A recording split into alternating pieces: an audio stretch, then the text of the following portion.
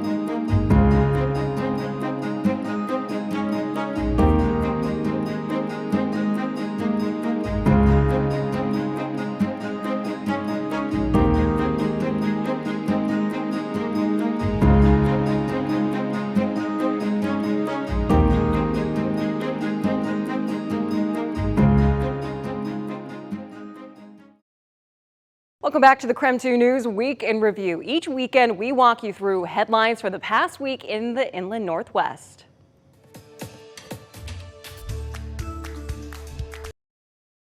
Right here behind me in the City Council chambers, Councilwoman Kate Tellis will be sworn in for the first time as she fills in that empty seat left by Lily Navarrete. Then, come January, she'll be sworn in again, but this time with City Council newcomer Sarah Dixit. Inside of City Hall. Congratulations, Ms. Tellis. You are now not just a candidate, you are governing. It's all smiles and clapping as Councilwoman Kate Tellis is officially sworn in to serve District 2 alongside Councilman Paul Dillon. I think if we go forward thinking about what will be best for Spokane, that will really unify us. Despite just getting sworn in, Tellis says she's ready to tackle some of the big ticket items recently discussed by Council, more specifically, how to close the $13 million budget gap in 2026. Part of what I'm running on is the idea that we need to bring people to the table to begin with, to make sure that we're getting all perspectives and all views, because we can have some creative solutions, but it's going to require many different perspectives. Next week will be Tellis's first official council meeting, and the significance of this milestone is not something that's lost on her. Just thinking about today was kind of breathtaking, almost surreal, but I'm excited to get to work, and I truly feel this position is a public servant position, and I work for everyone. Christian Garza, KREM 2 News.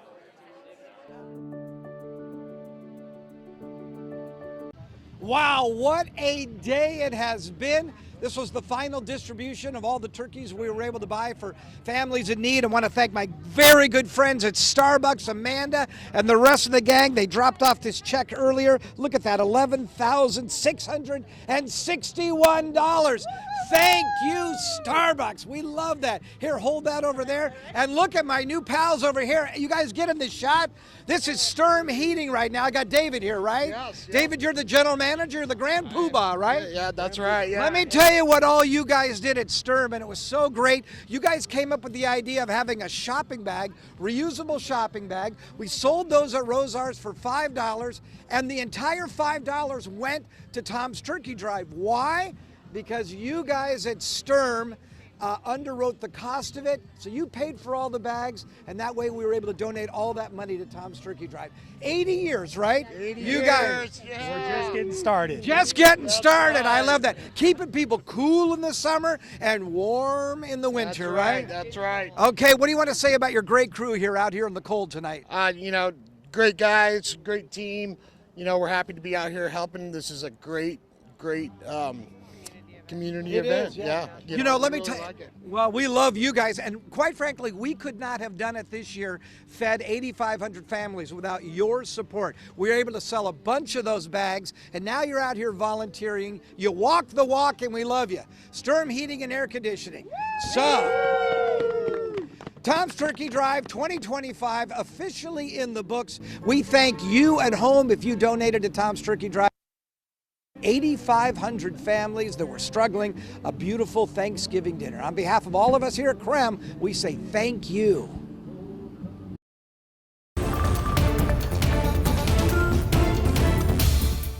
Thanks for joining KREM 2 News this weekend. I'm Cody Proctor. Right now, we're taking a look back at some of the news stories from the past week.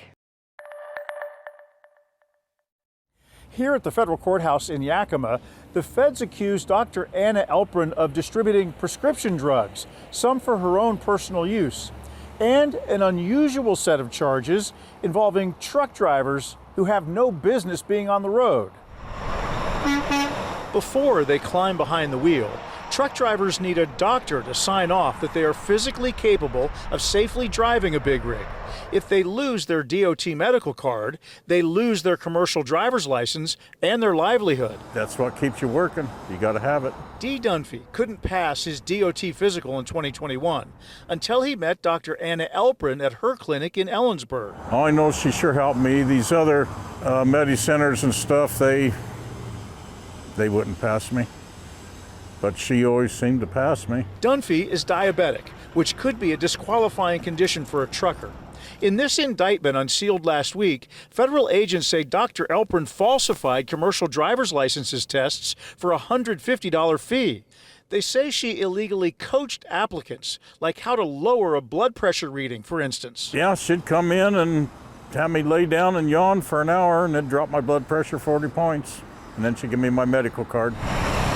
Federal agents say Elprin also put drivers who couldn't pass vision or hearing tests on the road. The priest of the way hell. In 2022, we uncovered complaints from Elprin's staff to state regulators that she was drinking on the job and using drugs.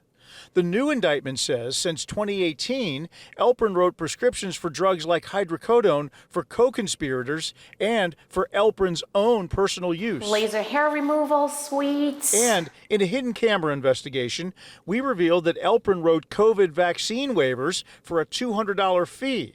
Patients showed this document to employers for exemption from COVID vaccine requirements. Are you running a vaccine exemption mill here? No. Where you're taking payments and signing exemptions with no questions asked? Absolutely not. At a brief court appearance here in Yakima, a federal prosecutor asked the judge to keep Elprin behind bars, in part because of concerns she might obstruct the investigation. A hearing on that matter is scheduled for later this week. In Yakima, Chris Ingalls, King 5 News. A dramatic scene outside a Canadian hospital. Ambulances lined up.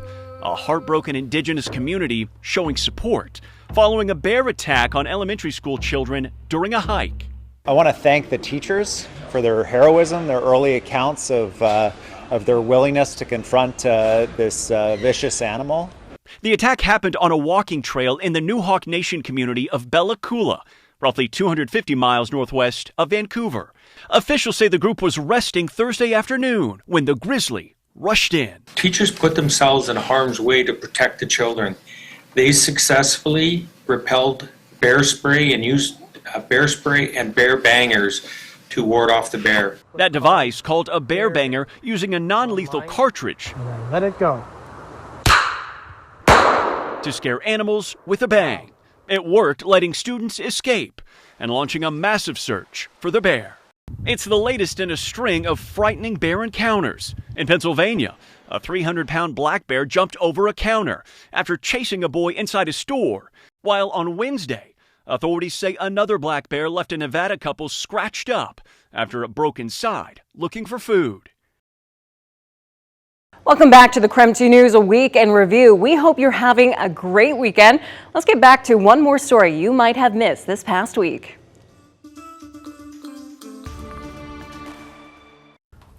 All right, I'm ready for all of the Christmas carols, the singing, making my way around town, just honestly singing probably too much. But I've got someone here really quick because I'm absolutely blown away by you. Erin Haskell with Design for the People. I mean, just look around. Everything handpicked by you? Handpicked, right? Hand selected. Well, kind of. How do you even make all of this happen? You know, bringing all of this together, and it's not too much. It's just the perfect amount. It looks amazing in here. Thank you. Well, the people, I mean, Design for the People, I called it that for a reason. Yeah. You know, we've been a business for 8 years. We've been open for 5 years as a furniture store and showroom in downtown Spokane. But every holiday season, we go all out. And we start behind the scenes in October, and it takes many, many people and hands. I don't do this by myself. But you know what? It's really fun, and it brings everyone joy. So it's always worth it. It seems like it, and I mean, for you, when you're going through all of this process, you're doing your research. What kind of trends are you seeing in terms of holiday decorations, and maybe trends that people can even, implement in their own homes? Totally. Well, here's what I would say. There's a lot of trends, so it's not just a few. So, which I think is really helpful because a lot of people invest a lot in their decorations. And I would say that people are starting earlier, which I think is a great thing. So like November 1st, it's totally normal to deck the halls. I think it used to be more like December 1st, but now it's like, no, let's, it deserves more than a month, right? But for trends, we're really seeing like this one behind me back here, really 90s nostalgia is back. So that like Americana heritage of like the Ralph Lauren, the Tommy Hilfiger, that like bringing back the red. I mean, red is totally back, and the bows. The bows are back. The organic bows, the velvet bows, the perfect bows, more of the sloppy bows. I mean, they're all really in. So another thing that's really in is a lot of brown hues. So, you're thinking like chocolate and camel. I like chocolate. Yes. More of that El Natural organic. That's very into. Let's see what else. Oh, silver. Silver is very back. We're welcoming silver back into the metallic family. So not as much gold? Well, I wouldn't say that. I would say more, it's okay to mix, right? Don't get rid of your gold. We're not saying gold's bad. Aged brass will always be in for me. But no, I think like celebrate the metallics. So mix it together, mix the metals. And go over the top. Really quick, do you have a personal favorite that's like trending really this year? I do. I really am loving all the magnolia leaves with the cedar, so that that combination. You kind of have the magnolia texture up top, and you have that dripping cedar on the bottom of a beautiful garland. With all those like chocolate and camel like organic bows that just hang. That's sort of my jam. But then I also love all of like the Bordeaux colors, that plum and that like deep burgundy. Yeah, I'm here for it. Erin, I'm here for it. I'm here for you right now. I feel like a little bit more cultured, So oh, good. I want to say thank you, and I'm all for these trends in the holiday decorations. Bring on all of the joy, so we appreciate you. And we're going to be talking soon, right? Because I can't wait. We're gonna have her in the studio talking with us about all of the holiday decoration and input, the things you need to know in general. I got you covered. She's got you covered, really. That's right.